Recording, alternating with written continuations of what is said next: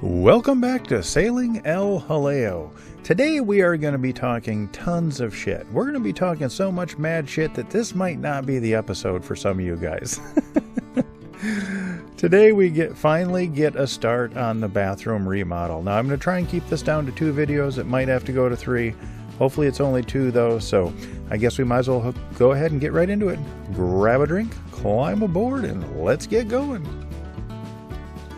And for this project, you're going to get a lot of overhead shots. There really is only one spot in the bathroom where I can put a camera, and that's just inside of the porthole.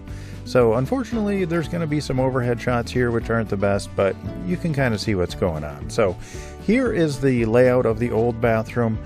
Along the right-hand wall where the pipes go down, that base down there is where the old toilet was attached. And that toilet was a pump flush, which I have no problem, manually pumping it.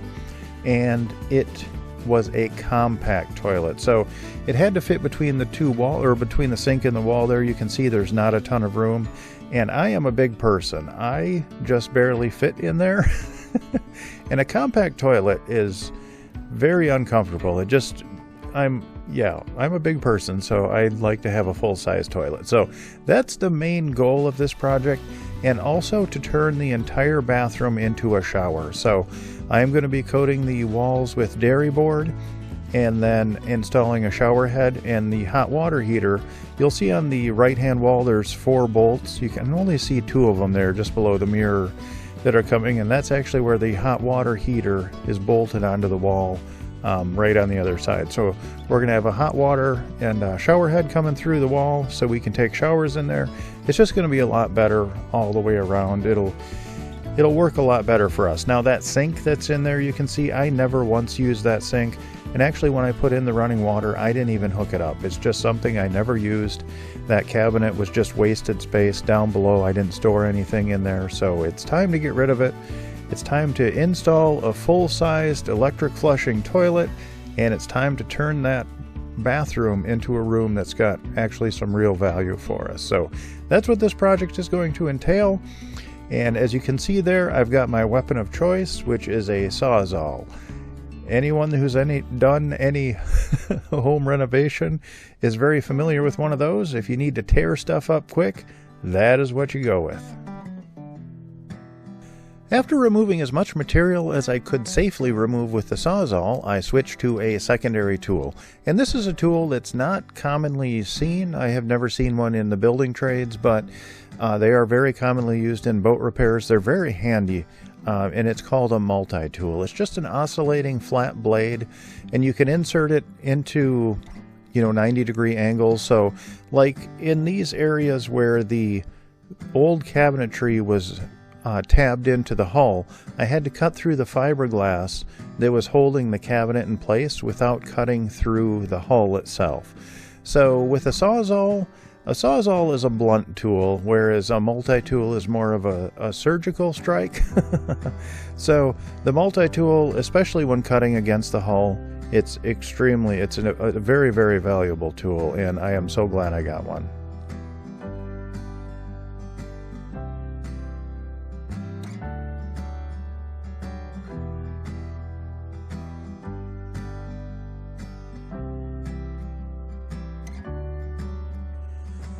Here is a look at the bathroom from the hallway, so a little different angle, and in the back there's a bunch of storage, so I'm going to keep all of that. My plan is to put a shower curtain across just below the port light there, so that'll protect all of that wood in the back, and then I'll also have a shower curtain that I can draw across the door because it is a wooden door.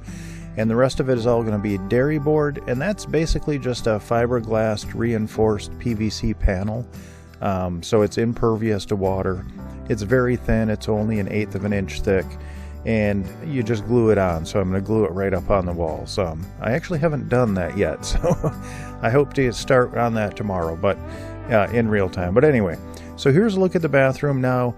Underneath where that cabinet was, I've cleaned everything up, and I also removed the old toilet base. But against the wall, since I am going to be affixing dairy board to it, there is a 1/16 of an inch gap along the side wall, not the back wall. The back wall is flush, but against the sidewall there is a 1/16 of an inch void below the countertop where that cabinet used to be.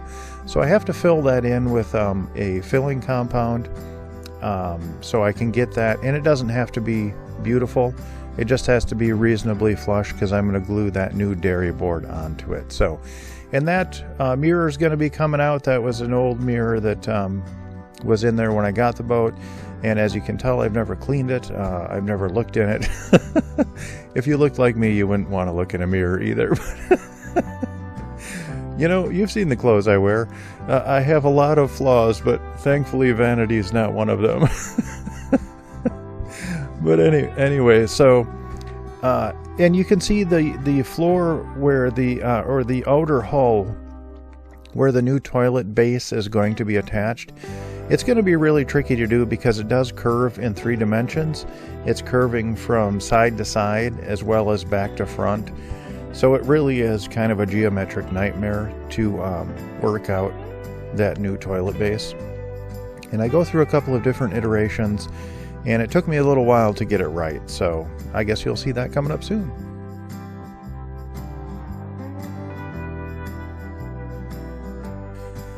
Before I can begin constructing the new toilet base, I need to get my eyes actually on the toilet. I haven't taken it out of the box yet, and it is bigger than the old one. Obviously, it's full size, it's not compact, so I need to see how high it sits and, you know, just how I can configure it. And I did some back of the napkin calculations before I bought it just to see how I thought it might fit. And I figured if I moved the toilet about 3 inches towards the bow, and I moved it up the side hull about 2 inches, then it shouldn't be too high to be comfortably used, and it should be far enough or further back than the old one so that the front of the new toilet does not extend beyond what the front of the compact toilet did. So it's going to be sitting closer to the hull than the old one, but it shouldn't impinge upon the space for the shower. So that's the hope. I don't know if it'll actually work out that way, but let's see what's in this box. So this toilet is a little more fancy schmancy than the old one, and the old one worked fine. If it had been a full-size, you know, pump flush toilet, on the old one, I'm not sure if you guys are familiar with pump flush toilets, but basically they've got a locking handle. You unlock it and you actually pump the handle up and down, and that sends the waste to your black water storage tank. So I have no problem with that. That worked great. You know, for 4 years it was perfect. And when I got this one, the electric toilet was actually cheaper than the pump flush one, which was interesting. I'm not sure why that is, but that's just the way it was. So I went with the electric one. Now, it does have 2 pumps and a little control panel. So I'm going to put the control panel along the back wall. It's not the most convenient spot for it, but I want it behind the curtain so it won't get, you know, wet when I'm taking a shower. And I plan on drawing the curtain out in front of the toilet. Now, I don't think it would hurt the toilet if it did get wet, but I just want everything back there to stay as dry as possible to minimize mold and, you know, all that kind of stuff. So the switches for the toilet will be behind the curtain, and it does require 2 pumps, and the pumps came with a toilet. So there is a flush pump, and that is just a small, you know, what do you call it, a centrifugal pump, and that sends water, or maybe it's a diaphragm pump. You know, I'm not exactly sure what kind of pump it is yet. I haven't even taken it out of the box, but it's got a small pump and that sends water to the bowl. So that flushes out the bowl of the toilet, and that sends it down, you know, it drains down into the neck of the toilet, and down there is a second pump, and that is to pump the waste out of the toilet, and that is a macerating pump.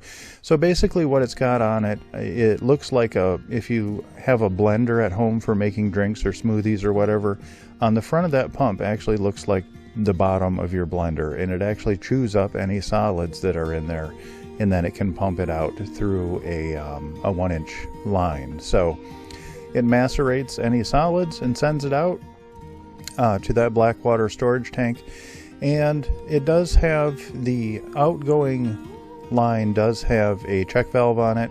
I'm not going to trust that check valve, so I'm going to put loops up above the water line on both sides, and that's just to prevent any flooding of the boat, and flooding of the boat's a bad thing.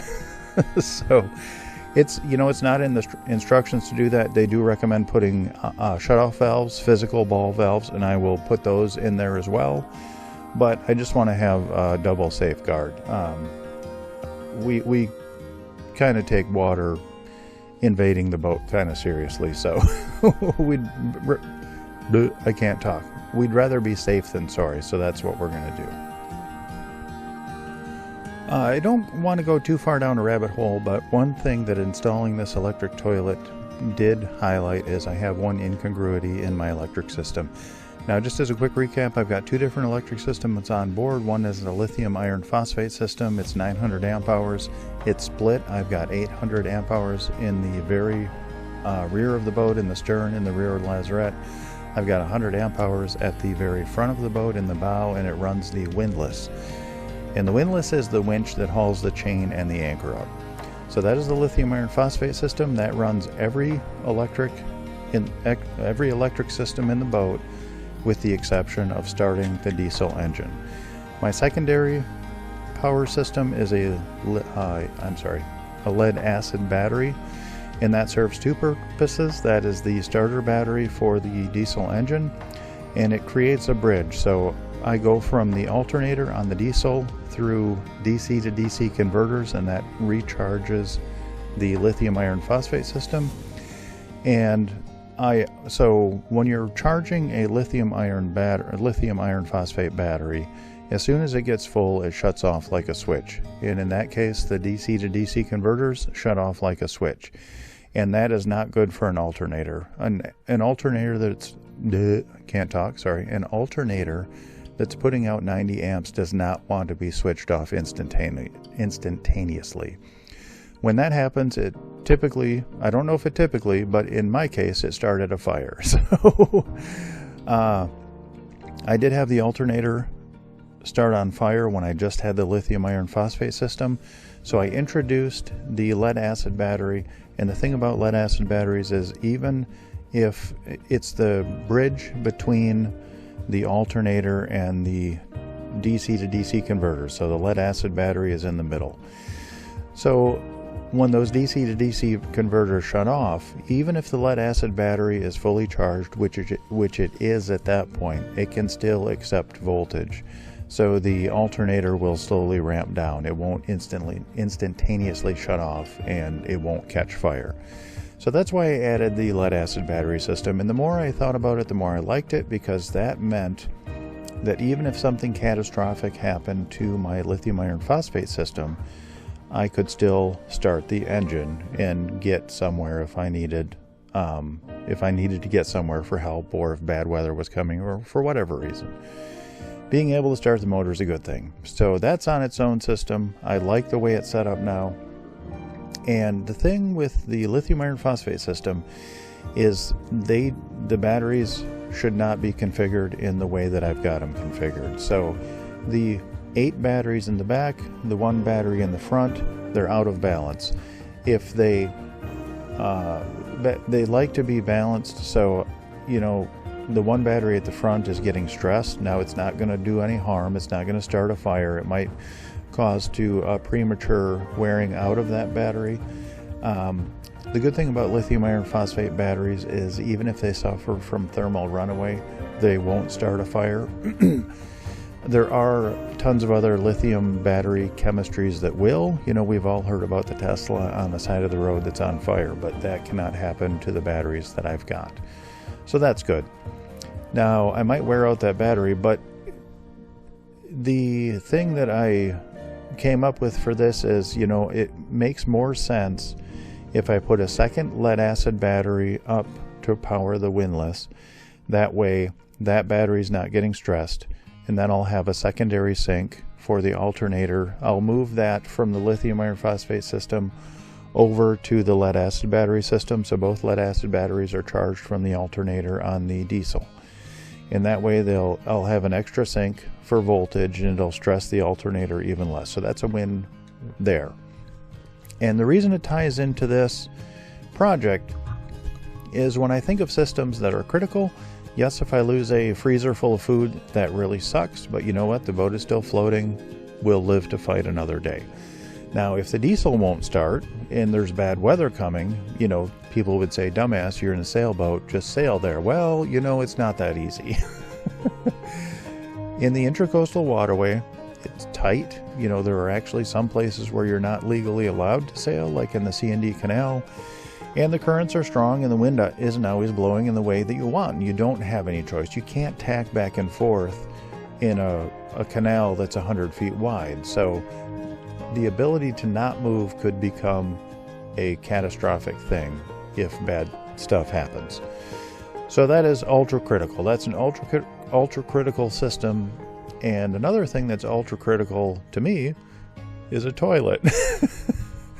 So right now I'm going to tie the toilet into the lithium iron phosphate system through the water maker. Now all of the electrics are right there. It's a heavy gauge cable. It can handle the amp load for the toilet, and I don't plan on running the water maker and the toilet at the same time.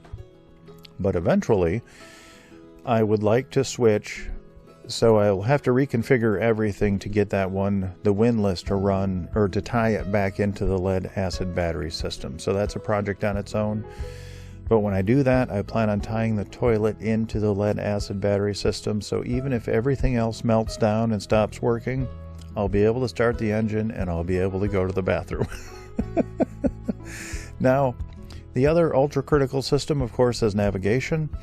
I do know the Intracoastal Waterway, and I don't plan on leaving that for at least another year. So I know that every inch of that by now, so I can navigate safely without it. Now, you don't want to try and navigate without your nav program, of course, if you can't, unless you have no other choice. Now, I do have a secondary backup lithium system. It's very small, but it's powerful enough to run the nav program. So that's a whole separate thing. So I'm not worried about the navigation.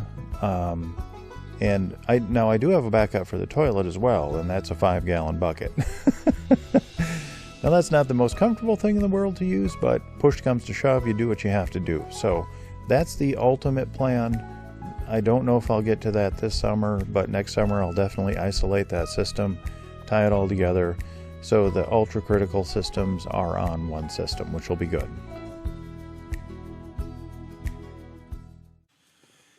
And that's all we have time for this week. I would like to give a massive shout out to my Patreon crew. Without your guys' support, I wouldn't make these videos. And my Patreon crew is Joan and Juddy Judnick, Val and Chris Alcorn, Denise and Eli Sackett, Sherry Erickson, Deb Shaw, Matthew Spotton, Peter Allen, and Natalie Linehan. Thank you guys so very much. Your support really means the world to me. I do have one legacy patron member, and her name is Joan Linbo. Unfortunately, she has passed on, but she lives on in our hearts forever. We really miss you, Joan. If you are interested in joining our Patreon crew, there is a link in the description down below, and that'll take you to our Patreon page where you can sign up. And there are hundreds, literally hundreds of extra videos and photos of our travels, and I try and keep everything there up to date and post at least once or twice a week, so it gives you a little peek behind the curtain. If you do like our videos, please like, comment, and subscribe. That'll help us out more than you'll ever know, and that actually doesn't cost you anything, so hit that like button. Alrighty, I hope you all are well, and we'll see you next week.